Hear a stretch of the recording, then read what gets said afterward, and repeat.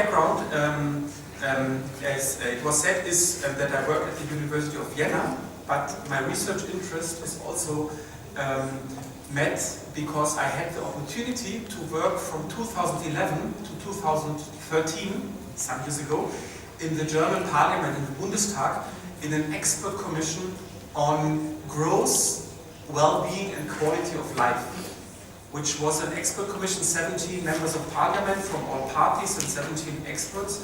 And this brought me also into these growth, critical growth debate. I will elaborate a bit in the second part of my talk. And the second background, which also I'll try to introduce briefly, and then we might also deepen it in the discussion, is that my background, my regional background I'm working on beside Western Europe is Latin America. And I'm there member of a working group since 2011 that works, the working group works on resource extractivism and on the possibilities for progressive politics for the so-called leftist governments in Latin America. You might remember Bolivia, Ecuador, Brazil, Argentina, before it was also Venezuela, which now is in a very deep crisis. What were the space of action for those progressive governments against the background of a very resource-oriented development model? And I will briefly outline some debates, and probably your knowledge about Latin America is very diverse in the room, and please then we can deepen it in the debate or approach me during lunch or dinner or whatever. So, the title of my presentation is Imperial Mode of Living. We dealt with this briefly already yesterday. I will deepen it, and then the politics of social-ecological transformation. I also want to take the advantage to reflect a bit, since I'm here to learn, and I have now many questions, to reflect a bit on what happened yesterday. Only one slide, some thoughts, maybe also for the further debate, and also a bridge maybe from yesterday to today and to tomorrow. These are some preliminary remarks, and then I come to some current global problems. Global also means that I have a very Eurocentric, Western Eurocentric perspective. I know quite well some stuff in Latin America, but my position of speaking is Western Europe. Hopefully from a critical perspective, not from a Eurocentric perspective, but let's say a critical Eurocentric perspective. Then I will introduce in the first main part of my talk the concept of the imperial mode of living, its content, its history, what does it mean today, and then I will also briefly reflect on state and politics. What does it mean linked to the imperial mode of living? Because quite often we think the state should deal with the problems, and my argument is against the background of the imperial mode of living that the state is part of the problem, it's not part of the solution. And then in the second main part of my talk, in a very, let's say, necessarily selective way, I will point at some aspects of politics of social-ecological transformation. I will distinguish, and I think this is quite important to understand, I will distinguish between transition and transformation, because I think transformation goes further, goes deeper. Then I will introduce briefly the concept of degrowth, the recent debates in Latin America, post-growth, degrowth, and then in the last part of the second part, I will refer briefly to debates in Latin America, and maybe also it serves a bit for your debates here in Georgia. I hope that you can read it. If not, but I will also speak. I found quite interesting yesterday when we had in the afternoon discussion in the working group the question of what theories should critical scholarship, critical thinking in Georgia should refer to, and how to understand realities without kind of just importing interpretations from other countries. The old problem that also theory building is very northern oriented. And it was interesting that Georgi said that there are severe limits of Western theories, institutionalist theories. And my proposal, it's a very humble proposal, but I learned a lot, is to look also on post-colonial and decolonial theories. And somebody said also yesterday, in Latin America there was always an own theory production, the dependencies theory. And we try also in our research at Vienna University to make sense of dependency theory now to understand Western Europe, to understand Greece. I think it helps us very much to understand the European Union also in kind of rethinking dependency theory. Just a remark, a humble proposal. But then when it comes to realities, my proposal is, or would be, and also coming from Latin America, that the form of knowledge production in a country like Georgia, and also in a country like Austria, very much under pressure from German thinking, of course, is that the form of knowledge production should be transdisciplinary. Transdisciplinary means that with the stakeholders, with the actors, academic knowledge production, which remains in the academia, usually cannot grasp realities. So I work, as I said yesterday, very much with trade unions, but with trade unions, not over trade unions, about trade unions. With trade unions, they sit at the table. We detect as the common ground of our research, and Boell Foundation and others do probably the same as a form of knowledge production. So knowledge is not necessarily academic knowledge production, but knowledge production is much more. Second brief remark is the Global South. I didn't want to, I don't know if it was misunderstood, I didn't want to introduce the concept of Global South here in Germany. Now, you discuss it elsewhere as well, as a concept of identity. I don't think it makes sense, since I don't know anything about Georgia. I think what I heard yesterday and what I read before my trip to Georgia, that of course it's this pro-European perspective for the political identity. But as an analytical concept, the Global South might be useful, because Global South means to be part of the global constellation, of the economic constellation, the political constellation, as a semi-periphery or as a periphery. And Global South is more fancy because Global South tries to understand it also within the periphery. You have a center, you have rich people, you have a middle class. In Latin America, in Sao Paulo, in Rio de Janeiro, in Quito, in Bogota, you have a very strong middle class. In Shanghai, in Beijing, you have a very strong middle class. So you have the global north in the Global South. And in Austria and Germany, you have very poor people also. This would say the Global South and the Global North. This is a bit to play with. But it's an analytical concept, and it's not to think that as a concept of political identity. A third remark, which came to my mind when I was thinking last night and this morning about this talk, is the green. And it's also a question for the next days from my side. What does it mean to say we want a green society or green economy or whatever in Georgia? Is it considered in its semantics, in its political semantics, as a Western import? Used by middle classes, they go to green markets, they want to buy the ecological stuff and so on. Or is it an attractive vision? Yeah. In Latin America, if you use green, you are lost. The green is the middle class, is the first world discourse. Promoted by the foundations from the United States and so on. So the good living, the buen vivir, is the concept, the fancy concept in Latin America, where a critical perspective can be formed. Or a just society, just a question for you. And the last remark, because we had also in the working group yesterday afternoon, is the question of the welfare state. I found it interesting. No, it was here, it was in the morning. Yes, the welfare state, the Western welfare state, came up under specific historical circumstances. The post-war period, the red thread, the communist world and so on. High productivity is what we call Fordism, what we call kind of industrial capitalism in the post-war. However, politically, I would not give up the principle of the welfare state.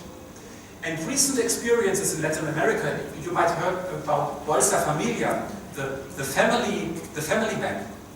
50 million people in Brazil became integrated into some kind of welfare state measures. In China now they are building up for the urban middle classes a pension system. So the traditional welfare state was also very patriarchal, was very white, was very exclusive, no doubt about. But there is a principle that people should have social rights, social security as a right, and not as, it was said yesterday, social security as a given, as a charity from the government. This is a very important line of fight. And social security means in the labor market, we discussed it yesterday, a partial decommodification, that the labor power is not against demand and supply, but you have social rights, you have labor rights and so on. Just a last remark on that I think the principle of the welfare state is worth to fight for, and not to say it was just in a specific period today, we are lost, we have to invent other stuff. So this was kind of very preliminary, and then I skip this, I will come to my major point. The points of departure by Markus Wissen from Berlin, and I introduced the concept of imperial mode of living, was that in the crisis of 2007-2008, we were curious that everybody was talking about crisis or crises. Not only the economic, the financial, but also the crisis of political representation, the crisis of liberal globalization, of course the crisis of environmental destruction, Copenhagen failure, and so on. And we asked, what are the continuities? And what is, despite a certain politicization of the environmental questions and of injustice, why it's so difficult to change the structures of society? This was a question we had, which was a bit out of the debate because everybody was talking about crisis. The second is that all the figures show that despite environmental consciousness, the countries of the global north have still an proportional access to the global resources. They're quite obvious, and specifically through the high-tech revolution, through the digitalization. Digitalization means more resource use. It does not mean less resource use. Such a thing, the production of a notebook, requires quite a lot of resources. Yeah? Cell phones and so on. In Austria, we have a propaganda from the telecom, from a company. So if you get a contract from us, you get every year a new smartphone. Imagine the quantity of resources which. The third aspect, and this then become also maybe to your region, is that also in the emerging economies, China, India, Brazil, and so on, there is an attractiveness of what we could call the Western way of life, or imperial living. I was in February in Quito, in Ecuador, the capital of Ecuador, in La Floresta, which is a very nice, let's say, upper middle class neighborhood.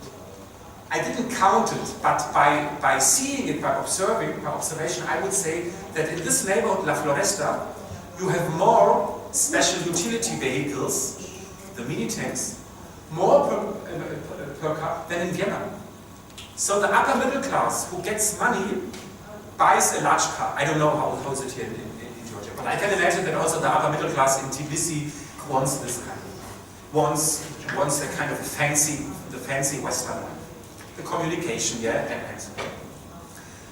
And the fourth aspect, and then I come to the concept, is, and this is very severe politically, that our impression is that a lot of politics, current politics, has to do with promoting processes of crisis externalization. The dealing with the EU crisis, with the Western European crisis, or the European crisis, was precisely that the crisis should not take place in Germany or in Austria. It should take place in Greece or in Spain. Yeah? And the crisis of migrations of many migrants should not take place in Germany, but should take place in North Africa. So this mechanism of crisis externalization, it's our guess, will become more important. That we can understand many politics many political mechanisms with this crisis externalization. And some of you might remember that in '92, at the Rio conference on development and environment, George W. Bush, the former US president, said, yeah, I'm fine with climate change politics, I'm fine with biodiversity politics, I'm fine with sustainable development, but only when the American way of life is not at disposal. Yeah, we can do everything, we can discuss everything, but we will maintain our way of life. And this is the entry point to the imperial model.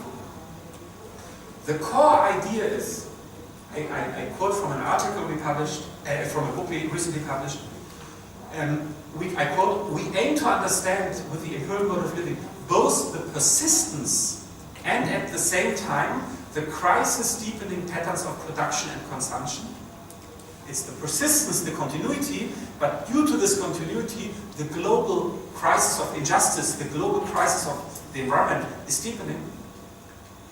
And these are based on, in principle, unlimited appropriation of resources and labor capacity of both the global north and the global south. Yeah? So, in our everyday life, the structures of globalization are mirrored in the everyday life of people, mainly in the Western countries, when they buy cars and meat and cell phones and clothes and so on, because you, through this everyday practices, they have access to cheap labor and cheap resources of the world, in a very destructive sense in many respects. Yeah? This is the narrative. The structures of globalization, political, economic, also cultural, racism is a very strong cultural pattern of globalization. These are kind of complemented in the everyday actions of people in the global north, when they consume, when they live, when they go to work. Yeah? The crisis of the German automotive industry is also a severe crisis for labor, for workers, for the trade unions, not only for capital. Yeah? Because the imperial mode of living is deeply inscribed in the everyday production of Volkswagen, Porsche, Mercedes, and the workers who make their living properly. And another aspect that through this everyday, structurally embedded everyday action of action, people have a disproportionate claim to the global sinks. The global sinks mean the capturing of emissions, mainly CO2 emissions, in forests, in oceans, and so on. This is the main. It's quite simple. Yeah, and it's the traditional imperialism theory. Yeah, the theory on imperialism 100 years ago also kind of, in this sense, pointed to this. What we did, what is new, is to link to the everyday. Yeah? We come from Antonio Gramsci and Antonio Gramsci's concept of hegemony. Hegemony means that domination has consented aspects. People are dominated, but they have also, they agree in a sense with many parts of domination. A consequence of the imperial mode of living is that our everyday life in the global north is constantly referring to something else, to something other, to the forced labor in Foxconn, in the Chinese cell phone factories, or in the Bangladeshi textile factories, or I don't know what are the export products here from Georgia, in the mining industry in Georgia, where the products are exploited to export to Western Europe, to the United States. This elsewhere is needed. And this is the reason why we argue, the neoclassical globalization theory that argue, if we have enough growth, we will have trickle-down effects also to the poor. You might know this argument. Yeah? We need growth, and then if there's enough for everybody, it will trickle down to the poor. And we argue, no, the imperial mode of production and living, its production and living, is structurally exclusive. People in Austria, in their everyday life, need the poor workers in China, need the mining workers in Colombia, need the soybean production in Brazil in order to reproduce this way of living. Yeah? We come back to alternatives after, but this is our diagnosis. And maybe because yesterday Marx was cited, we also go beyond a Marxist understanding, which always argued there is a primacy of production, the relations of production. And we would say, of course, we have relations of production, capitalist relations of production, but the consumption sphere needs to be considered at its own. Yeah? If people desire to have more, yeah?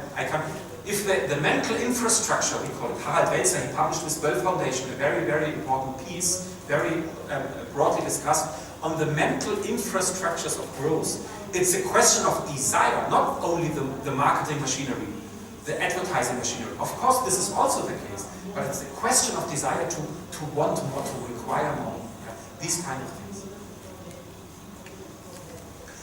So, this is a t-shirt, and it's in German, but you might be familiar with. This means that from the price of a t-shirt of €5, €10,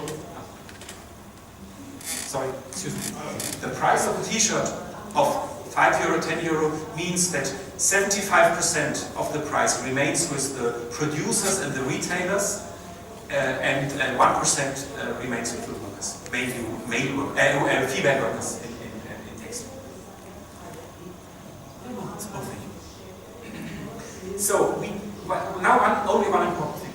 We don't argue, and this is important for strategies, we don't argue that it's only the consumer and that the consumer is responsible and that the green consumption would save the world, which is a very powerful discourse in Germany currently, in Austria.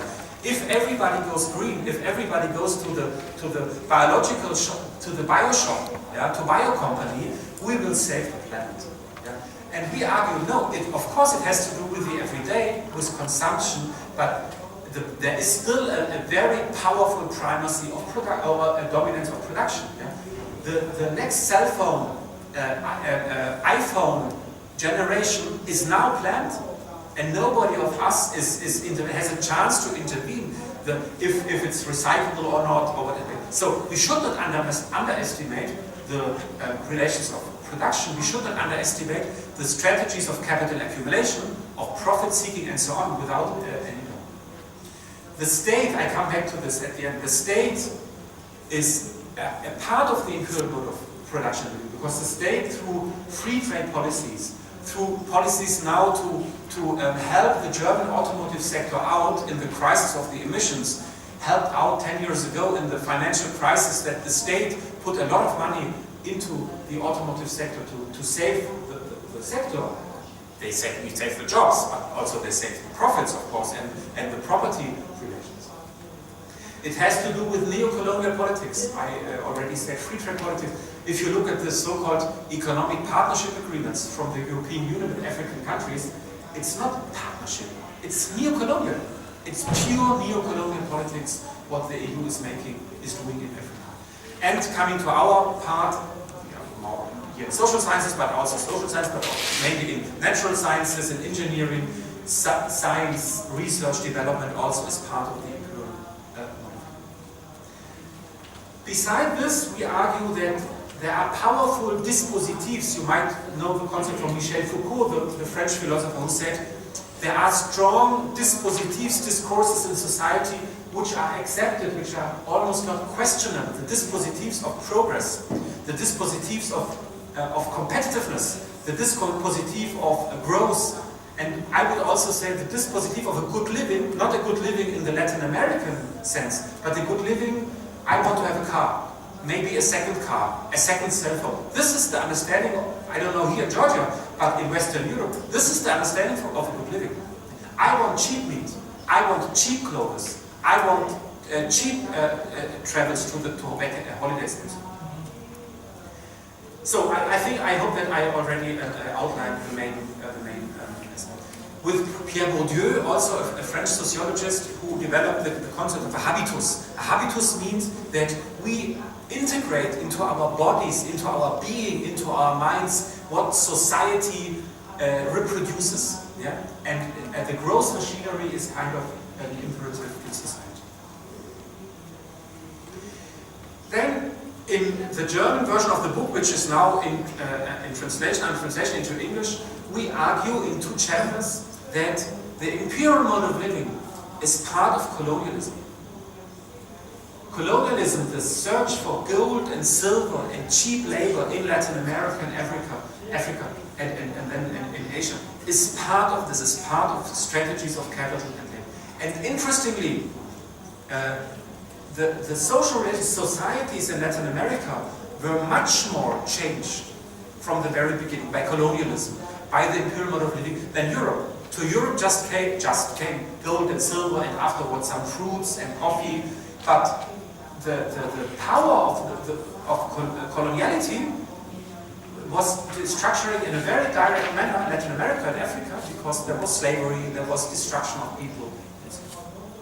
And then we argue in the 19th century, the forms to have access to the labor market and to the global labor market, to global products, was already kind of diffused into the middle classes. In Vienna, you have then the introduction of the coffee houses. Yeah? The coffee house became a culture. Yeah? Very nice tales that what is this now? It makes you a bit crazy and it makes you happy and you are drinking something new, and it became a deeply inscribed culture.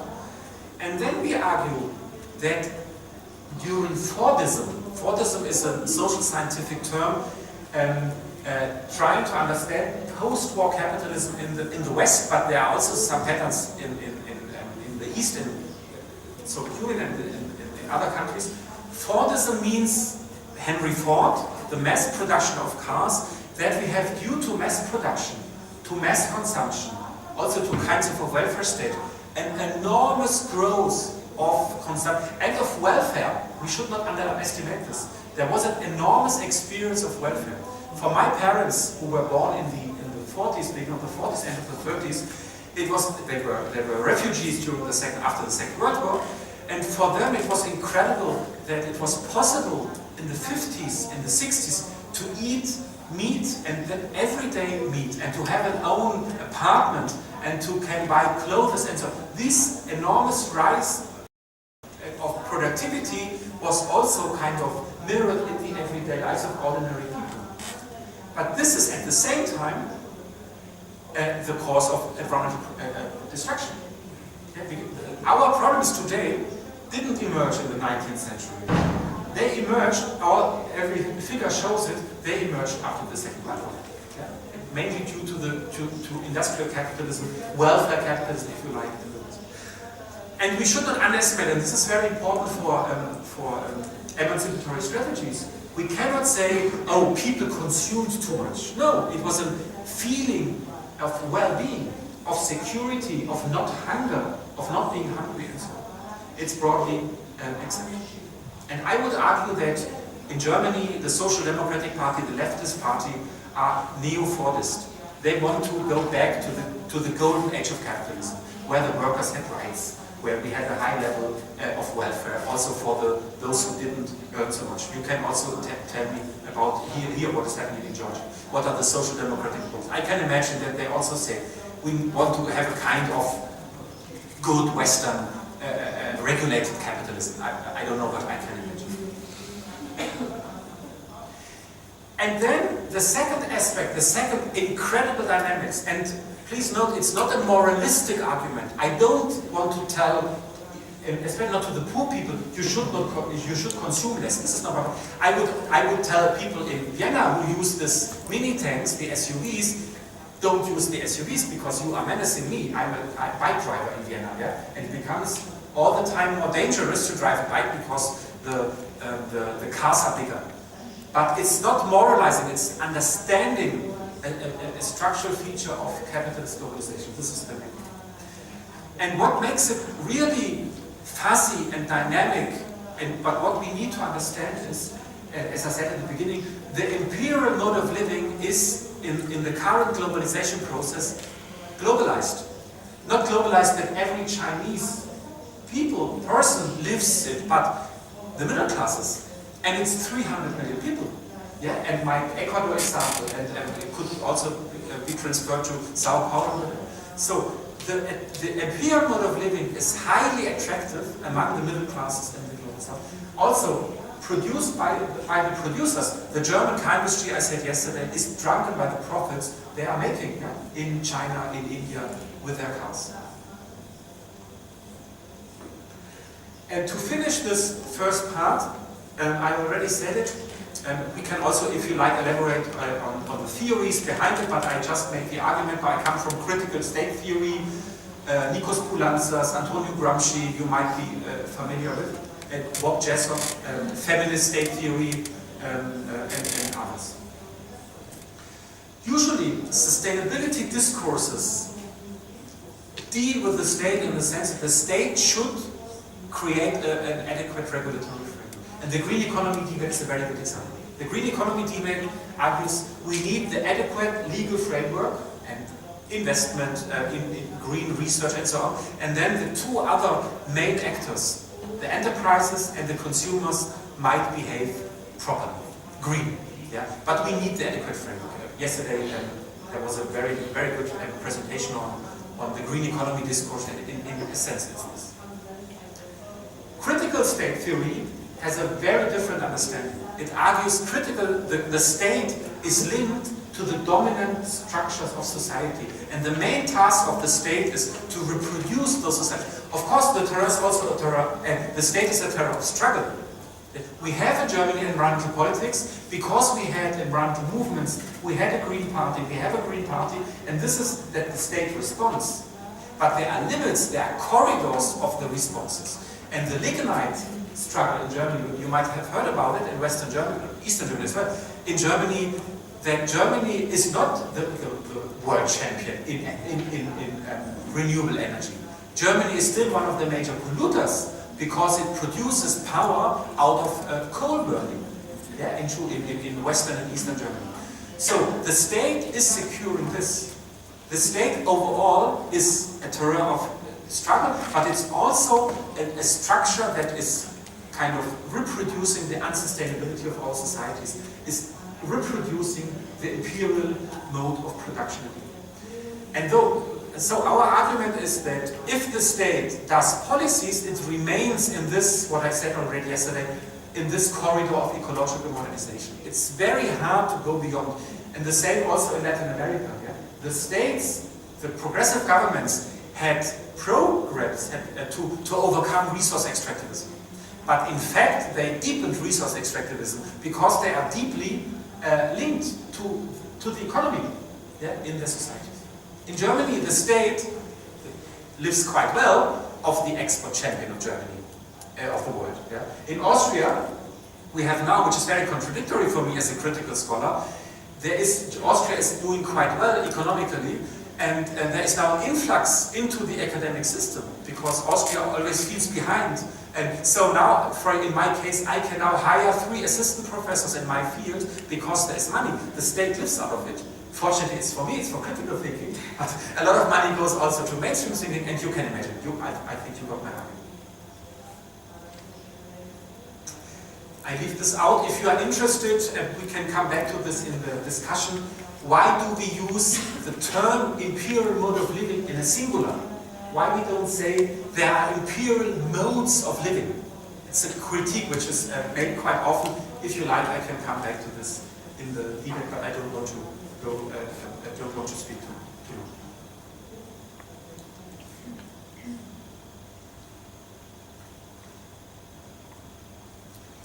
In the second part of my talk, and please note,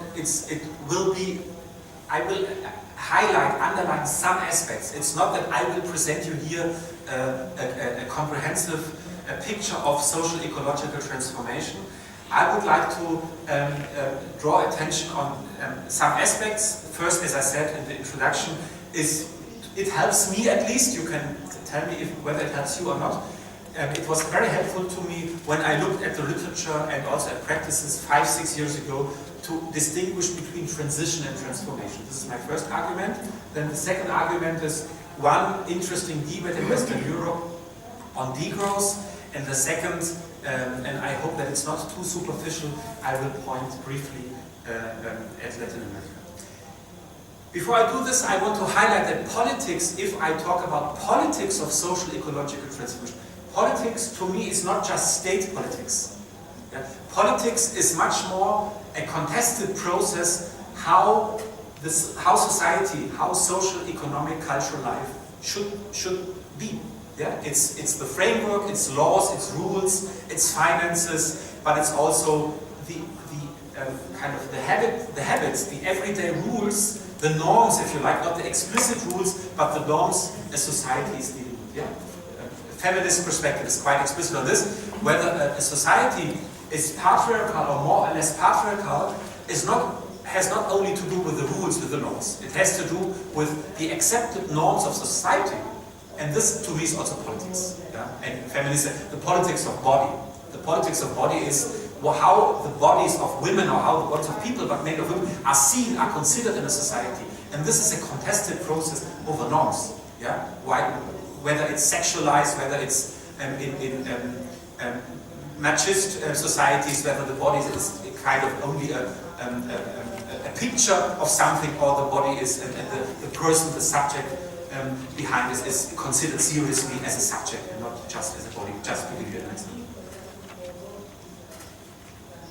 So the first point. the term of transition, and I come back to our debate yesterday on green economy, the term of transition is very close to management and is trying to focus on political steer of creating an adequate framework, which is important. I don't say this is not important. But it's a strong restriction when we think the imperial mode of living. This is the point I want to make. There's a strong assumption that if the framework is right, I already said, firms and consumers might behave properly, and there's a strong assumption that the ecological modernization might function.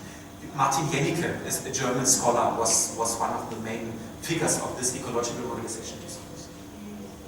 However, beside all the differences, it's restricted because it does not transform societal structures. It just accepts and hopes that Mercedes-Benz or Shell or Exxon or Apple or whatever will behave properly, will green, through green investments. And transformation, in the term of transformation, the form is. So transformation means we need a broader perspective of societal change. Transformation means that we need to change the very structures, the very logics of our society. The logics of growth, competitiveness, progress, westernization, modernization, whatever. So my point is that the term of transition, this managerial perspective, political perspective, in a narrow sense, should be complemented by this understanding of transformation. And this means that the material in symbolic production, not only material, a car is a highly symbolic device, if you like, yeah? It's very male connotated, the SUVs are connotated with status, with richness and so on. So what are the dominant forms of the material production, reproduction of our lives, of food, communication and so on, but also the symbolic ones. If we think transformation, I think from a critical perspective, it's key, the key is the division of labor, how our societies are reproduced. Much of the green discourse is restricted to consumption, it's restricted to the private. Yeah? But I would insist, from a critical perspective, how is labor organized in our society? And what is the dominant division of labor? The class division, of course, but also the gender division, the racialized division. I said at the beginning, you might, those who are interested in it, might look at decolonial, post-colonial theories. There is a Peruvian sociologist who died some months ago, Aníbal Quijano. Those are interested, and I can write down the name. Aníbal Quijano introduced the concept of the coloniality of power. The coloniality of power. And he argued the fact that in Latin American countries, your value, your personal value, has to do with the darkness of your skin. Yeah? You are less if your skin is darker. This is not only a racism everyday rap. Worse enough that you have racism in Latin America, yeah? But Aníbal Quijano argued that through this production of race, la raza, yeah, race, this production of race is highly compatible with a capitalist division of labor. Because the worst jobs are done by those people who have a darker skin. Yeah? And those people who are female and so on. Yeah? So this is, I would insist, transformation would imply, and this is a major challenge, would imply to rethink the societal division of labor. There's a German feminist sociologist, Frigga Haug, also close to Boell Foundation, and she proposed 6 years ago I don't know if you're familiar, the 4-in-1 perspective. The 4-in-1 perspective from Haug argues we should understand our everyday life of 16 hours to be awake. 4 hours of wage labor, 4 hours for our families and for our people of care work, 4 hours for ourselves to read, to educate, to enjoy, and 4 hours for the community. And of course you cannot calculate it, but the perspective, the provocation was to say, hey, male workers who don't do anything in the families, who don't do the reproduction work, please think, what does it mean? What would it mean to have a good society when everybody would have, in a sense, this division of labor? So this, I would say, is important. The third aspect, I will come to this back in a moment, is the transformation means the rejection of the capitalist growth imperative. To be sure, I don't think that we should decrease in every sphere. I think, again, I'm not familiar here with it, but in Austria, it's very, very important that the care sector grows. It's imperative because it's a high precarity within the care sector, the care of the children, but mainly the care of the elderly, and this needs to grow. The educational sector needs to grow, the health sector needs to grow, but other sectors need to shrink. So what does it mean? But my point will be in a moment, the capitalist growth imperative as a structural feature of our society, this needs to be questioned in a transformation process. And this is complemented, as I said, with Harald Welzer, with this deeply inscribed patterns of mental infrastructures, the thinking of to grow, to have a Western life, and so on. So, what is interesting, and this is why I mentioned at the beginning the expert commission of the German Parliament, the German Bundestag, that the growth critical debate is not restricted to the radical forces. There is a broader debate within society. Imagine the German Bundestag, which is not so important, and Germany is a very executive oriented country. The government is much more powerful, but the German Parliament is not nothing. So, in that the German Parliament takes the liberty to discuss during 2.5 years in the expert commission the question of growth is something. There was the famous Stiglitz, Sen, Fitoussi, 3 economists, 2 Nobel Prize winners commission on growth. There is the OECD commission, How is Life? Yeah, there is a broad debate on growth.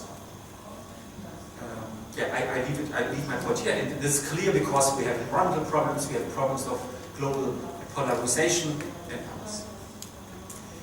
And my point is that within the growth critical debate, within the broader growth, the broader uneasiness with growth, there is within the broader picture, the conservative, for example, Blocher, the right-wing politician in Switzerland, he is promoter of not growth. He says, if we expel all the migrants, if only the Swiss are together, we will have a very nice, tiny, comfortable Switzerland. We don't need to grow any longer. We just keep what we have. Only if the migrants come, then we need to grow, we need to have more jobs. Please, get the migrants out, and if the Swiss are among us, we are fine. It's stupid because Switzerland is such a globalized economy, but this is a very powerful response. Also an uneasiness with growth. This is not my point, of course. And what is also not my point, always often misunderstood, I don't cheer for the economic crisis. I don't say if Greece was losing during years 5% of its GDP, this was a good degrowth. Because of course then the emissions were reduced and the material well-being reduced. No, this is change by disaster. I don't argue for a change by disaster, a change by crisis. What is happening now in Venezuela, I was last November in Venezuela, and you might get it out of the media, that they are losing 20–30% per year of its productive capacity is a disaster. But this is change by disaster and not change by design. And what is degrowth about is change by design.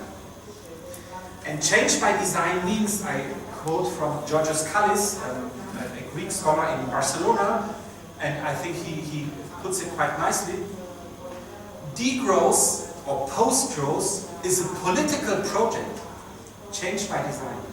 A political project that aspires to mobilize support for a change of direction at different levels, at the macro level, economic, political institutions, at the micro level of personal values and aspirations. So the point is that income and material comfort has to be reduced in the Western countries, but not experienced as welfare loss. This is the challenge.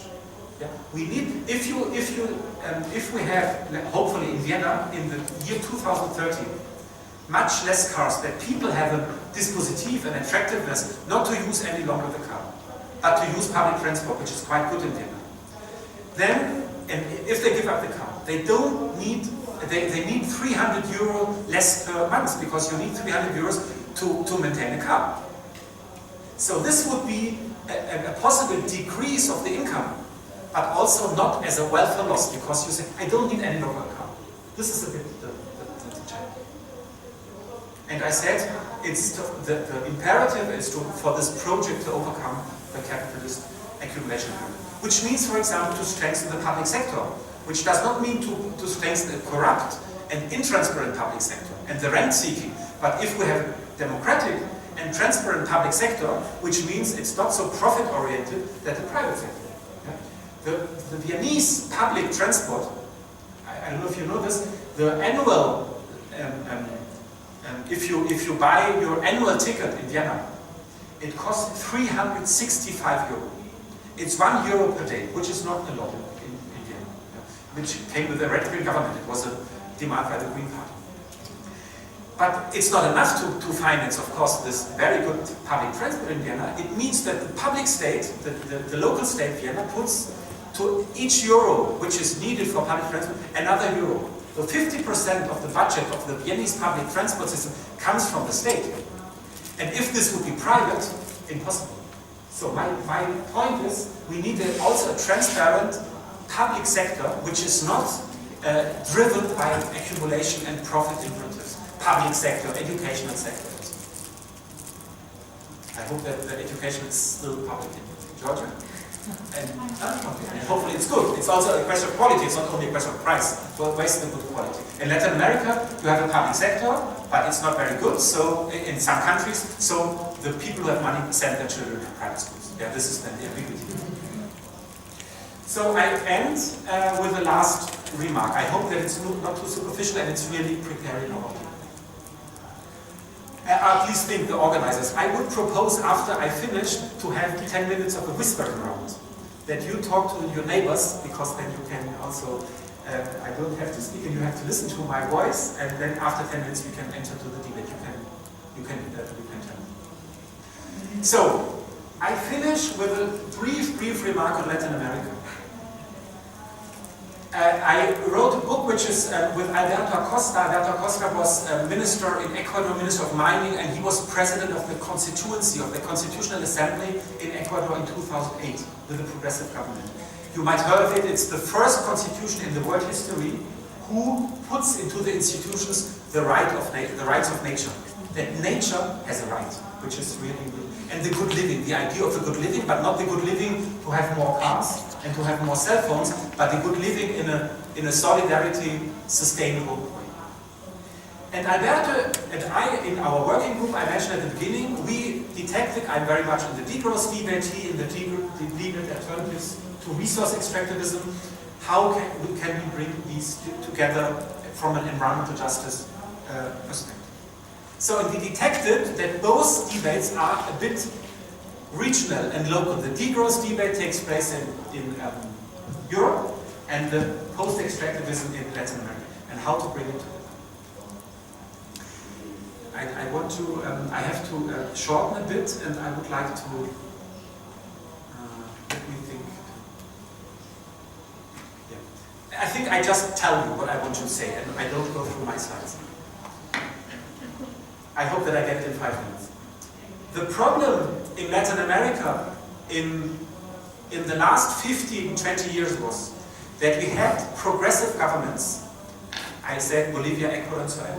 And they said, we have now 510 years since the beginning of colonialism. We are the open veins of Latin America. You might know the title of this book from Eduardo Galeano. It's a very famous book. The open veins of Latin America, Las Venas Abiertas de América Latina. And Galeano showed, he was a journalist, he was not an academic, he showed how the role of Latin America in history was always to put its resources and its cheap labor to the world. The open veins, the blood goes to the world. And so this is common discourse in Latin America. And this is the volatility of the price and the demand. And then, since the end of the 1990s, the neoliberal governments in many countries were kind of fought back, and then the progressive governments, Chavez in Venezuela, Lula in Brazil, Evo Morales in Bolivia, Korea in Ecuador, and others, Kirchners in Argentina won the elections. And the interesting point was that they had programs, mainly in the Andean countries, because these were indigenous struggles, very well organized indigenous peoples, and they said, we don't want capitalist modernization. We are 500 years, you try to modernize us, but we were always lost. This modernization is racist, and the indigenous peoples are lost and killed. We don't want this. We don't want mining. We don't want the pollution of water. We don't want that you take us our land for our agriculture. The governments accepted it, and until the constitutions, and formulated plans to overcome resource extractivism and try to industrialize, try to develop local economies, agriculture, some kind of tourism and so on, and to fight back and to roll back a bit these power of the transnationals, of the local companies and so on. This didn't happen. And I'm brief because I want to make the alternative point. This didn't happen due to something we called in our research group La Paradoja Latinoamericana, the Latin American paradox. The Latin American paradox was that in the moment when the progressive governments took over, the world market demand and prices exploded. So how can you tell your people in Bolivia, when the gas price triples for the first time in history, or doubles, that now the state gets rid of gas production? Because the gas production gives the state the opportunity for welfare policies and for distribution. Yeah, I hope you. So the governments wanted to overcome, but in the moment when they tried to overcome, it was so attractive to get the money, the rents from the export of the resources that it became difficult. And they distributed not only to the poor people, but also to the middle class, also to the rich. We did some studies on it. Also the old oligarchies lived quite well in 10 years. And everybody knew that if the price goes down, there will be a new crisis, which happened in 2014, but it was so difficult to do. And our proposal, with many others, not only our group, we are not only academics, we are also politicians, social activists and others. We said we need to insist that this historical window of the 2000s, that for the first time, out from movements, not only from critical thinking, from movements, there was an insistence of a strong sustainability, of really a change of the production model. Yeah? That of course, for some time, Ecuador will export oil. But the perspective has to be to get rid of oil export, the dependency of oil exports. And what did it mean? And then we tried with many others to push this buen vivir, this good living discourse, which means really to live, to take from the local and to take from the regional what's there. Yeah? To try, for example, in the electronic products, are of course also imported from China because they are cheap. So what would it mean to build up a domestic industry? I don't talk about high-tech, but low-tech. Yeah? What would it mean to have a domestic industry for low-tech, which might be a bit more expensive, and you need some time and for the competences, but not to buy everything from China. Yeah? And then not the resources go to China. And to do what Warden Bellow, scholar 15 years ago, called deglobalization. This was the essence. And deglobalization does not mean to have autochthony, to have protectionism. Deglobalization means, in essence, to produce the means of living. This is what people live for the living. At the most, the lowest level. If you have food from the region, why do we need food from the world? The food from nowhere, how Philip and Michael call it. The food from nowhere means that the food comes from the place you live. So this would be the precondition. To look, and this would be interesting for Georgia and the region as well, what are the forces, the local economic forces, to create a well-being here for people? And of course you will import. You won't produce probably computers in Georgia, in Austria as well. We don't produce computers in Austria, but to be careful in its economic policy not to get everything from the world market under under the condition of competition. Which would mean, and then I finish, to be very critical with free trade agreements. Because free trade agreements, and also I imagine there's a strong debate on the EU accession in Georgia, but what does it mean to be part of the European market when the European industry is much stronger, and what would it mean for Georgia and so on? So deglobalization means to really rethink from a perspective of a solidarity economy, of a local economy, from a social perspective and from a sustainability perspective, what does it need to produce at the local or regional level, and then afterwards to go to the global market. And this is linked, very hopefully coherent with my argument, this is linked also with the level of discourses and dispositives, which means it's not only the production itself, but it's also the valuing of production. Yeah? The valuing that something which comes from the region is valuable and is not second order. Yeah? In Latin America, it was funny, I just arrived yesterday here, but your coffee here is this fancy modern coffee. The thing is that in Colombia, where the best coffee from the world comes from, the other countries of course, but in Colombia, how's it called, Nescafe here as well? Yeah. The Nescafe is the fancy thing. So if you have a conference, you could have the best coffee of the world, but what people are drinking are Nescafe because it's modern. You have this industrialized coffee. I hope you get what I mean. So it's also the questions of desires, of aspirations, of what is valued to be good. I leave it here and thank you for your